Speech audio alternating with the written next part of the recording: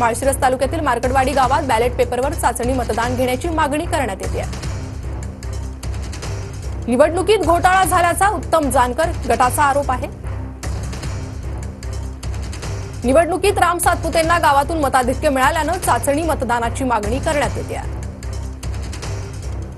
आजपर्यंत मार्कडवाडी गावात उत्तम जानकरांच्या गटाला मताधिक्य मिळाल्याचा दावा आहे। तर 2009, 2014, 2019 आणि 2024च्या लोकसभेवेळी जानकर गटाला मताधिक्य मिळाल्याचाही दावा आहे। चाचणी मतदानासाठी शासकीय कर्मचारी पुरवावेत, एका गटाचं तहसीलदारांना हे निवेदन। संपूर्ण खर्च भरण्यास गाव तयार असल्याचं निवेदन तहसीलदार यांना देण्यात आलंय। 3 डिसेंबरला सकाळी 7 ते दुपारी 4 वाजेपर्यंत हे मतदान होणार। दुपारी 4 नंतर मतमोजणी केली जाणार असल्याची माहिती आहे।